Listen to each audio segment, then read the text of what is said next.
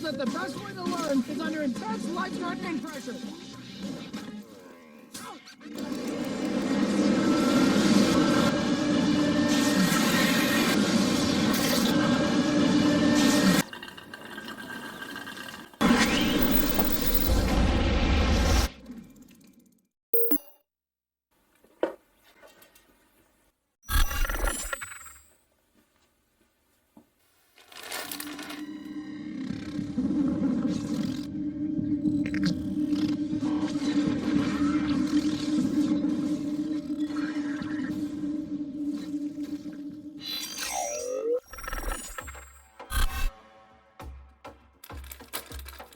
I ordered this from Heroes Time.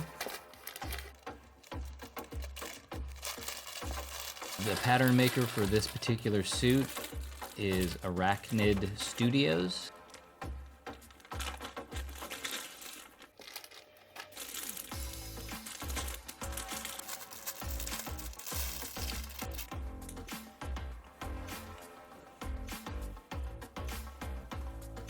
Beautiful front spider logo.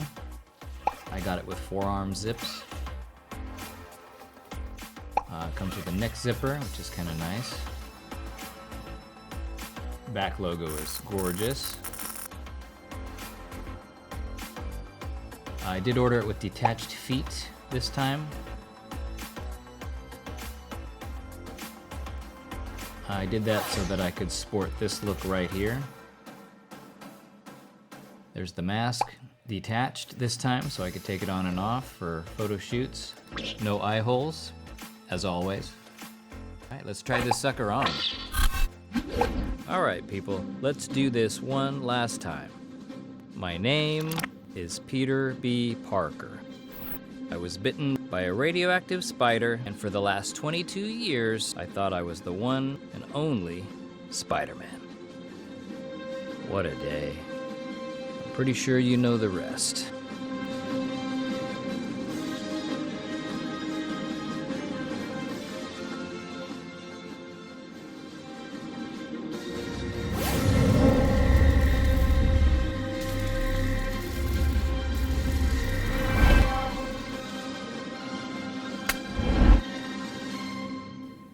Huh?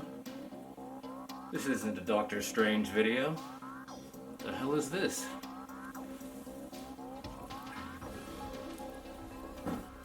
Where'd that come from? Huh?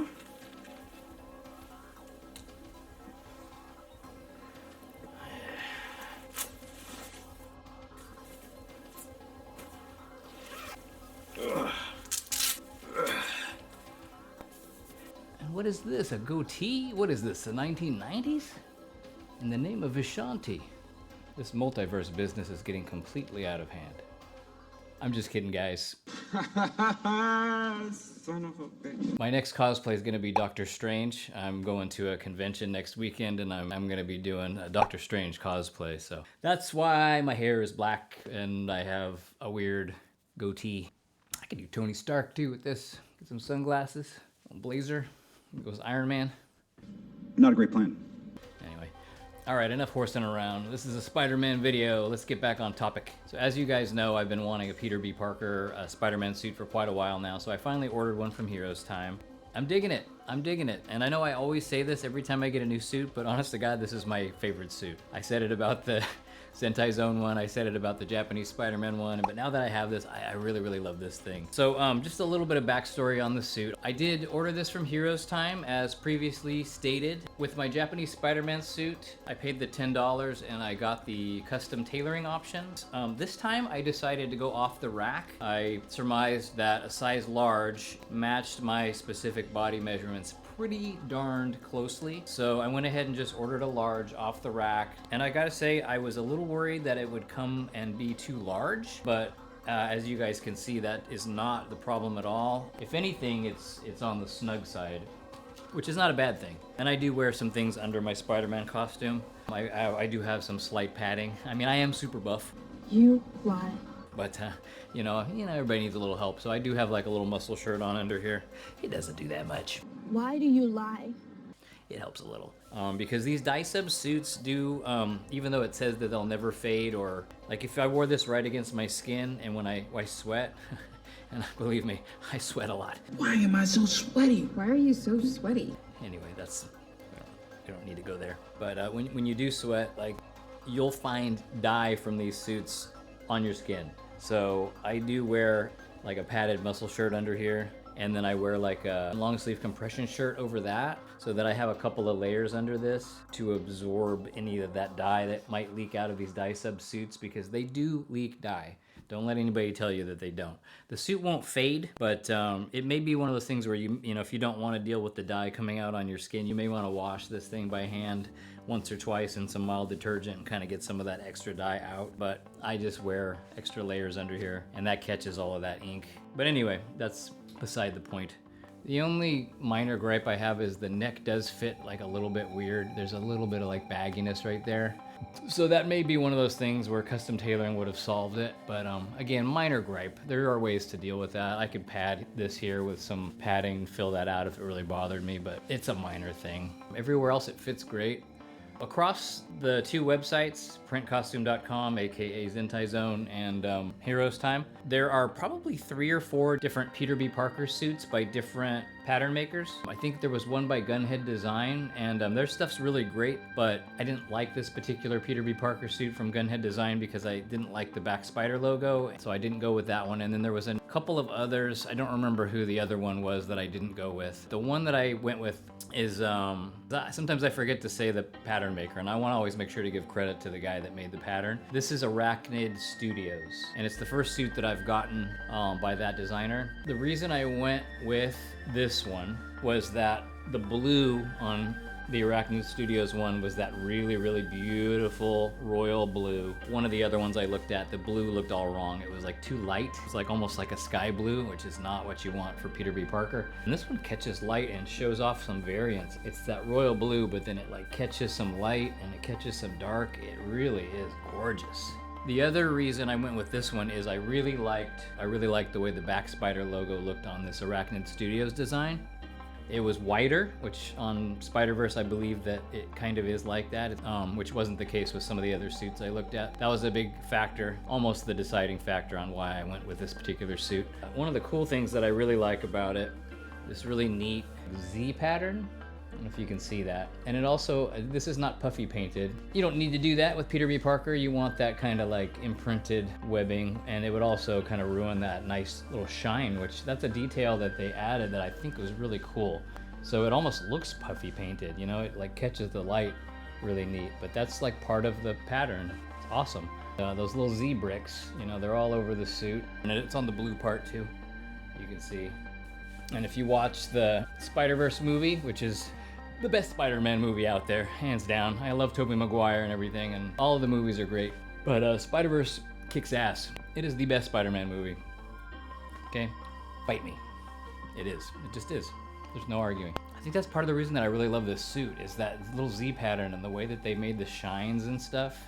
And I know I do a fair bit of griping about muscle shading and how I don't like my Spider-Man suits with too much muscle shading because, you know, like I said, I'm not trying to look like a living comic book. But in this particular case, I kind of am trying to look like a living comic book because I'm trying to look like Peter B. Parker from Spider-Verse. And that is a living comic book movie. So it's kind of cool that this suit is a little, I almost want to say it's almost over muscle shaded. I mean, it has super ripped looking abs here, you know, but it does make me look super buff, you know, because I don't really have abs. It's more of a beer gut, but it's kind of neat how they added this shading here. You know, it really does give it some definition when I'm wearing it and make it look like I have more muscles than I actually do, you know? So it's kind of cool. I don't know what I'm doing with my hands. We're back to Doctor Strange. That is hilarious. Anyway, so what else can I say about this suit? Okay, so we'll talk about the features that I decided to go with and why. First, I'll talk about the mask. Just FYI, I do have a YouTube video where I made a homemade Peter Parker style face shell with the skull in the back because I wanted that really cartoony, almost like alien profile that he has in Spider-Verse. If you were interested in watching my tutorial that I made on that, you can check that out. right there. I will say that after I was all done with that face shell, it's really cool and I am gonna use it for some other things, but it came out a little bit large and it wouldn't really fit under the mask of this suit very well. It fits well under some of my other Spider-Man masks that have a little bit more stretch, and once I got it on, it just didn't look right with this mask. So I tried it on with my good old Iron Spider face shell that I had made a while back, and it ended up looking really, really great. This has the Peter B. Parker look. It has this kind of sharp chin and this very flat front. I might make a skull portion at some point to kind of have that back head part, but this crappy $12 face shell that I made is perfect for Peter B. So that's why I'm wearing this and not the one that I made, just in case anybody was wondering why I'm not wearing the one that I made specifically for this costume. It didn't end up working like I wanted it to. It'll be great for other Spider-Man videos and Spider-Man cosplays, but for Peter B, I'm gonna stick with this for now. And while we're on the subject of the mask, I'll just show you the lenses that I made specifically for this suit. I was trying to get that kind of cartoonish Peter B. Parker look from the eye lenses. And again, I am gonna make a tutorial on eye lenses because I think I have something to offer in that department. I've gotten a pretty good system down now, and I'm making what I would consider to be some pretty awesome looking Spider-Man lenses these days. So future video, keep an eye out for that. Yeah, so these lenses, I was trying to mimic that kind of cartoony, kind of exaggerated, more friendly, round look that Peter B. Parker sports in Spiderverse. So that's why those look like that. And then the mask itself, I went with a detached mask because I wanted to be able to completely take it off, because if you're gonna be Peter B. Parker, you gotta sport the look where he's just walking around town wearing the suit top and the sweatpants and the old green army coat, right? You gotta do that. If you do that, you can't have an attached mask because it's gonna look weird if you're wearing the mask with that suit, because he doesn't, in the movie, he's just walking around with his face showing. You know, and I might want to make a little fan film or something at some point, so it's gonna be nice to be able to kind of like take this on and off. Actually, that montage that I filmed that you guys watched a little while ago of me, I did need to have the mask be able to take it on and off, so that actually worked really well. So I've already used it in that way, so it's already working. So that's why I went with a detached mask, okay? And it does have the zip in the back. It does make it easier to get on and off. So the next feature that I went with were forearm zips. I think that from here on out, forearm zips are the only way to go for me.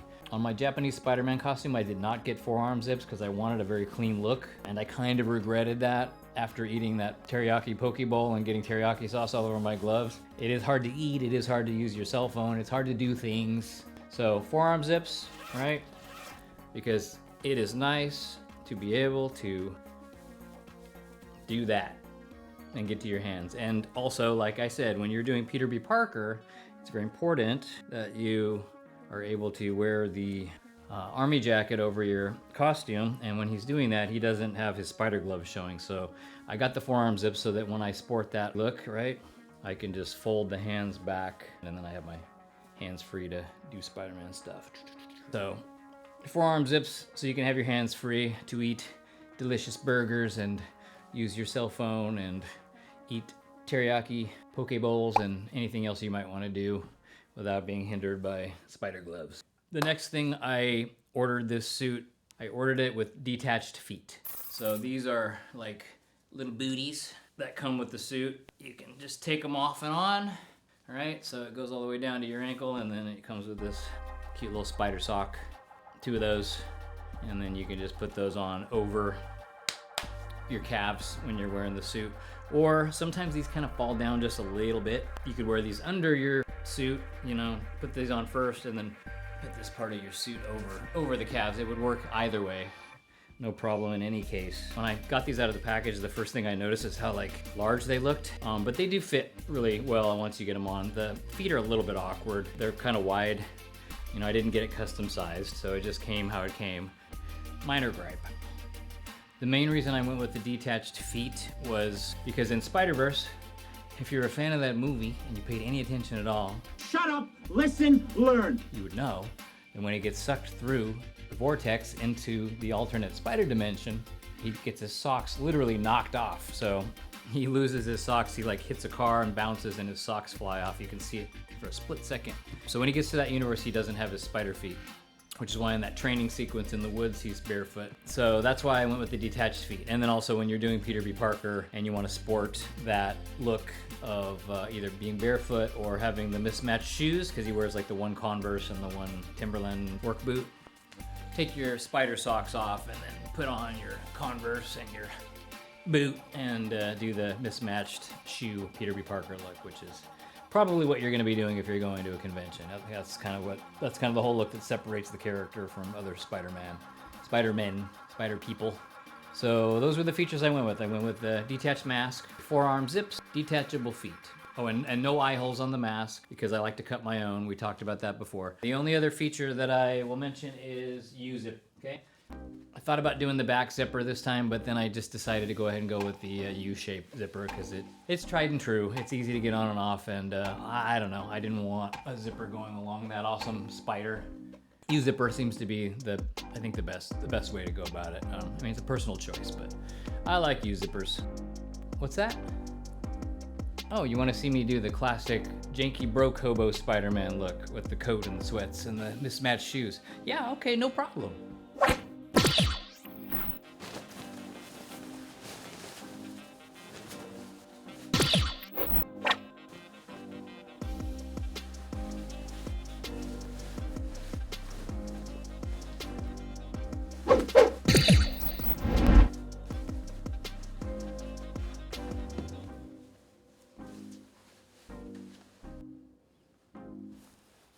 Alright, there's the classic homeless Peter Parker look that we all know and love.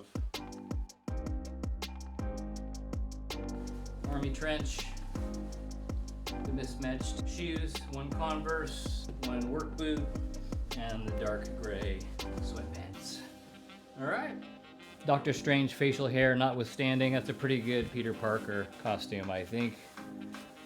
Not much else to say about the suit. I love it. I'm gonna be wearing this thing a lot. Thanks for watching, and as always, hit that like button, comment, I'd love to talk to you. Share this video with anybody you think would like it, and subscribe to my channel, you guys. These Spider-Man videos have gotten me quite a few new subscribers and followers and stuff, so I'll probably just keep doing it. I really love Spider-Man, and I enjoy making Spider-Man videos. Like I said, there'll be some more Marvel cosplays in my future. I'm gonna be doing Doctor Strange, so keep an eye out for that. All right, webheads. See you in the multiverse.